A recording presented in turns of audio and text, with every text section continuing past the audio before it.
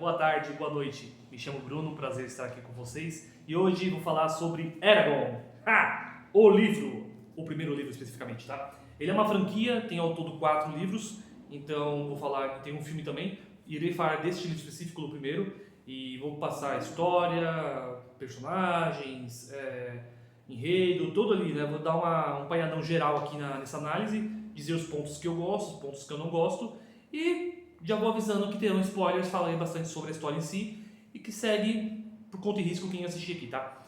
Eragon, vamos lá. Ele é um livro, cara, é um universo muito padrãozinho, muito clichê, tá? Ele é muito parecido ali com o Senhor dos Anéis nesse sentido. Ele, vamos lá, ele vou dar um parâmetro geral de como funciona.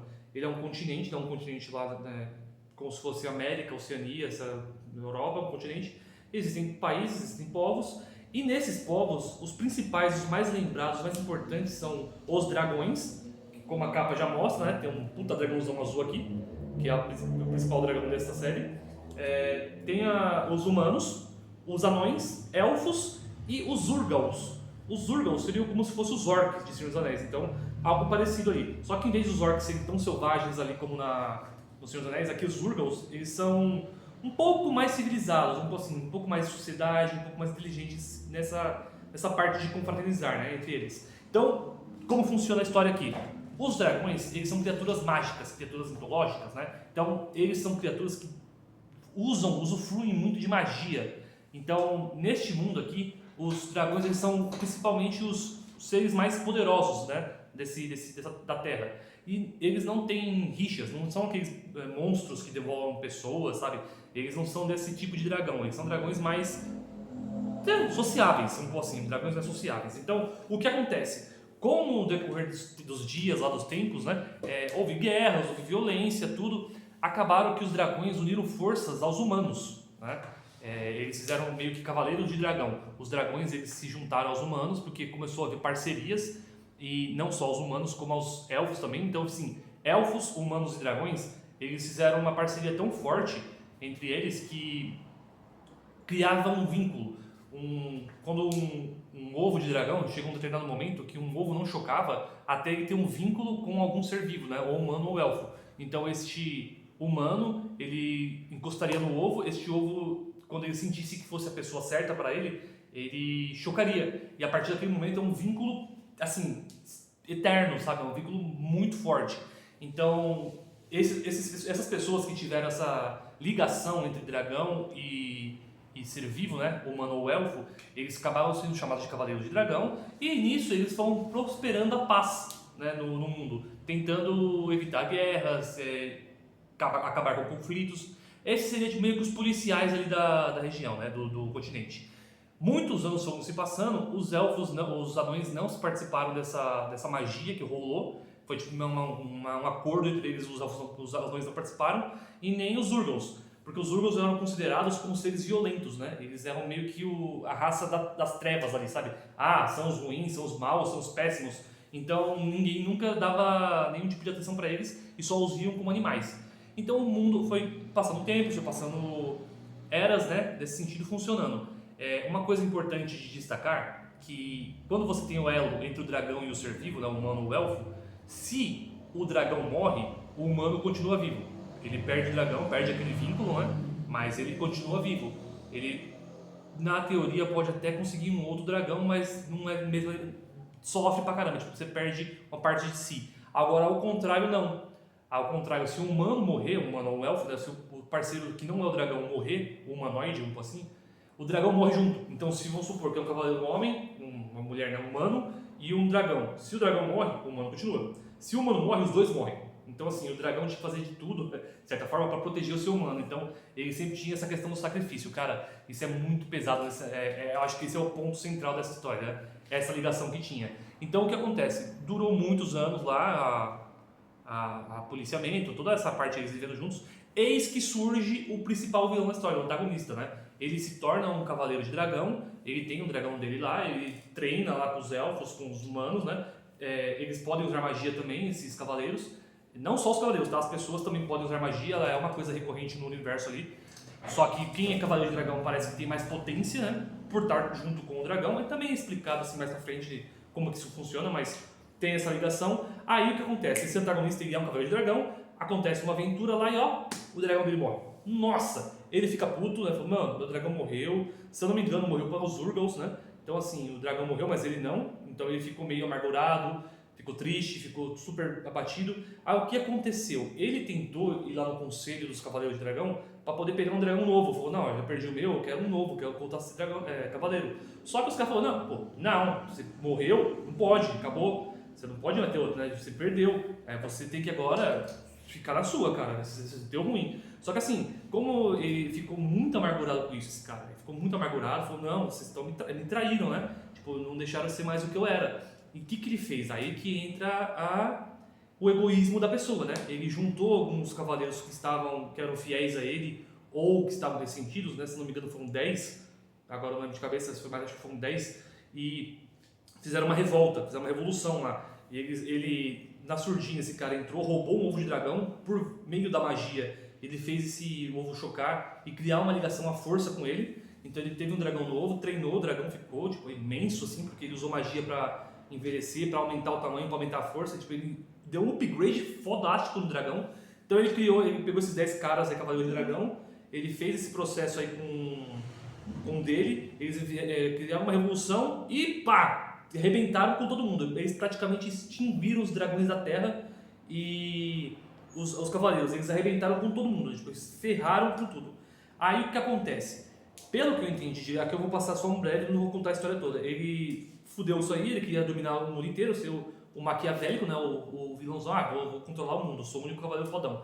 Até os parceiros dele morreram também, então no começo do livro fala isso, que ele é o único cavaleiro de dragão que existe no mundo, no continente. Todos os dragões foram extintos, só sobrou dele e ele como cavaleiro. Então ele é o rei lá do principal, da capital do continente, ele se tornou o rei lá, ele virou meio que vilãozão, né, tipo, é como se fosse o império do Star Wars, então ele é um cara, o vilão foda. Então ele começou a conquistar todo o continente de pouco em pouco, como ele é o único cavaleiro. Só que tem um porém, que é onde entra o cerne da história. Ele conseguiu salvar 3 ovos de dragão. Então o plano dele é o quê? É fazer pessoas, encontrar as pessoas que têm essa ligação com esses ovos, fazer os ovos chocarem, ter mais cavaleiros de dragão para obedecerem a ele, ser leal. Ele podia usar a magia como forma de prender a ligação, né? Ou algum outro meio torturoso, sabe? Então essa é a pegada. O começo do livro é o que os rebeldes, né, que querem lutar contra, eles roubam um desses ovos de dragão, tentam achar a pessoa que pode ter essa ligação, né, para fazer o ovo chocar, e a partir dessa pessoa criar uma esperança para poder lutar contra o rei. Aí que começa a história. Eu contei o contexto geral assim do que aconteceu, e aí que entra a história do Eragon. Que o Eragon, ele é o personagem principal da série, tá? Ele nesse livro aqui. Essa aqui, a dragoa, é uma fêmea, a Safira. Como eu adoro esse nome. É a Safira. O ovo nasce lá com o Eragon, eles criam um vínculo, e a história é muito boa nesse sentido, porque é uma história, esse livro especificamente, é o começo disso. Mostra o Eragon tendo essa ligação com ela. A Safira tem uma personalidade muito forte, é muito legal você vê-la pensando, porque eles conseguem se comunicar por pensamento. Então, quando um pensa, o outro sabe? Eles meio que leem a mente do outro. Então, é muito legal a comunicação entre eles. O Eragon, ele é um personagem legal, tá? É um dos poucos protagonistas que eu realmente gosto, assim, porque ele não é um adulto nessa série, assim, também, mas também não é uma criança, que isso é muito importante pra mim. Ele é um quase adulto, ele é um adolescente, deve ter seus 16, 17 anos, quase um adulto aí dos 18, né? Então ele já é um cara que viu os horrores da guerra, ele é um órfão, mora com os tios e com o primo é um personagem muito importante, tá? Então, assim, ele pega esse ovo, vê que as pessoas estão lutando contra esse regime do cavaleiro lá, tem as histórias que sempre são aterrorizantes, né, contando. Então, assim, os livros ele aborda muito isso, o começo do Eragon, dessa familiaridade dele com a Safira. Aparece o Bronn, que é um personagem muito importante, meio que o mestre dele ali, né, o que ensina ele, mas não o único, tá, mas um dos que ensinam ele. E é um processo de sobrevivência, porque é ele fugindo da monarquia lá do rei, do exército do rei, né, para poder sobreviver, agora que ele tem o dragão. Então ele tenta esconder no começo, aí descobre, ele tem que lutar contra espectros, que são seres mágicos. Cara, é uma história fantástica, ela aborda muito assim, essa questão de magia, eu acho isso muito legal. Para quem gosta desse tipo de universo, é muito bacana. O livro ele é muito bem explicado, sabe? Você consegue entender. Existe uma coisa no livro que eu acho assim, a melhor tirada que eu já vi nesse segmento, que é palavras verdadeiras, sabe? Você tem as palavras do dialeto que a gente usa, inglês, português, tal, tudo. Então, mas existe lá no universo um alfabeto, não, um idioma que seria a língua verdadeira. Cara, isso é incrível. Cada pessoa, cada objeto, cada coisa no mundo tem um nome verdadeiro, que é um nome muito estranho. Ninguém sabe o seu, sabe? Você pode, com o tempo, com magia, com conhecimento, você pode descobrir. É uma coisa que, uma palavra, não é só nome, é uma palavra, na verdade, que ela define você. E essa palavra, ela te dá controle sobre aquilo. Cara, isso é muito foda. Por exemplo, tem uma cena lá do Bron, que é o mestre, que ele tem conhecimento dessa língua verdadeira, mas não são todas as palavras que sabem, né? Ele sabe meio que um básico ali.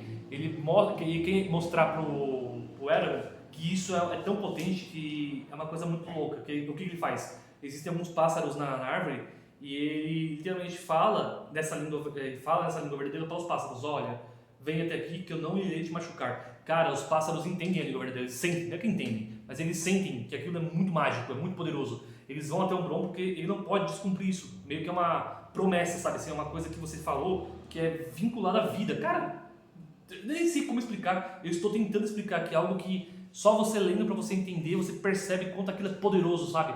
E isso é muito impactante na história em si. E cara, este livro do Eragon primeiro, ele é muito explicativo, né? Assim, nessa parte ele mostra o começo do Eragon ali, quem ele é.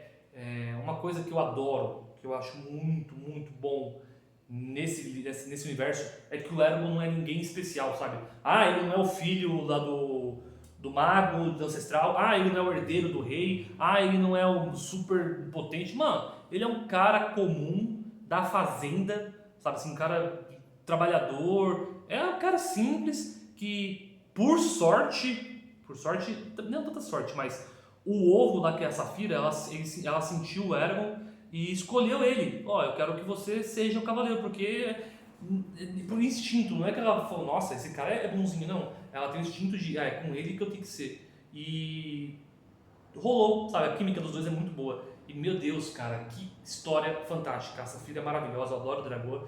Tem o Bron, que é o mestre, tem o vilão que só é comentar assim, tal. O principal vilão desse filme aqui, desse livro, é um espectro, como eu disse. Então tem toda essa questão dos Urgals, tem a questão dos humanos, dos anões, você vendo como funciona as regras, como eles estão conectados, como eles lutam contra essa tirania, sabe?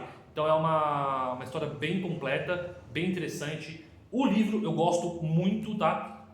Eu vou contar dos outros também mais pra frente, mas eu acho que o meu preferido, cara, eu acho que esse aqui é o melhor. Eu gosto muito do segundo, do Eldest. Eu acho o Eldest muito bom. O Brisingr, cara, que é o terceiro, eu acho ele meio paradinho, sabe? Tem que ter um pouco de paciência pra ler ele, mas eu entendo o porquê que tá lá. Tem que ter um pouco de paciência.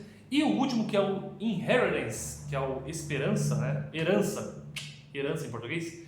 Cara, ele é fantástico porque é uma conclusão épica, é uma conclusão muito boa. Eu gosto de como foi feito o final ali, como aquilo funciona, tipo, como as coisas se convergem. Então, assim, é uma série fantástica, tá? O Eragon é muito boa. Tem uma adaptação dele pro cinema, no filme. É um filme legal, um filme divertido de assistir, mas ele perde muito em questão do livro. Ele tem as suas adaptações, então as mudanças feitas no filme, eles fogem um pouco do que o livro quer passar. Mas, no geral, tá muito bom também, então vale muito a pena assistir. Agora, dica de leitura, tá, gente?